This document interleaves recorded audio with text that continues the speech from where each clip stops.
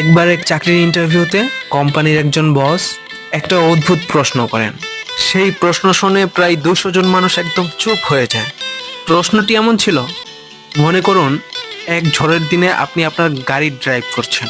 আপনি একটা bus stop অতিক্রম করার সময় দেখলেন সেখানে 3 জন লোক দাঁড়িয়ে আছে।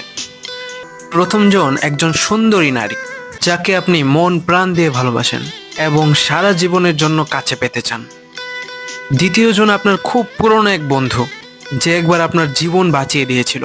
এবং তৃতীয় জন এক বৃদ্ধা মহিলা, যাকে খুব অসুস্থ দেখাচ্ছিল, কিন্তু আপনার গাড়িতে মাত্র একজনকে বসতে দেওয়া সম্ভব।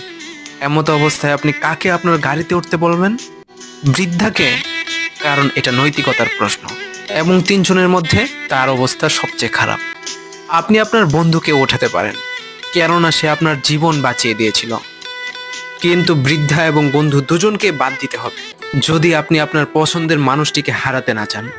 প্রায় 200 জন প্রার্থীকে এই একই প্রশ্ন করা হয়েছিল এবং তাদের মধ্যে একজনের উত্তর ছিল সম্পূর্ণ আলাদা, আর তাকেই চাকরিটা দেওয়া হয়েছিল। জানেন সেই ব্যতিক্রমী উত্তরটি কি ছিল? সে উত্তরে বলেছিল, এরকম পরিস্থিতিতে আমি গাড়ি থেকে নেমে চাবিটা আমি আমার বন্ধুর হাতে দিয়ে বলতাম বৃদ্ধা মহিলাটিকে হাসপাতালে পৌঁছে দিতে, এবং আমি আমার প্রিয় মানুষটার হাত ধরে দাঁড়িয়ে থাকতাম যতক্ষণ না পরবর্তী বাস আসে। এই উত্তরটি আসলে সবার দৃষ্টিভঙ্গি পাল্টে দিয়েছিল এবং সবাইকে এটা ভাবতে শিখাইছে যে ব্যতিক্রমী কিছু একটা ভাবো। প্রত্যেকেই নিজের সফলতা এবং জীবনকে সার্থক করার ক্ষমতা নিয়ে পৃথিবীতে জন্মায়, কিন্তু একজনই সফলতা পায়, যে কিনা একটু ব্যতিক্রম। সুতরাং সবসময় নিজেকে একটু ইউনিক করার চেষ্টা করুন। মনে রাখবেন, একটা ফ্রেশ চিন্তা আপনার জীবনে পরিবর্তন আনতে পারে।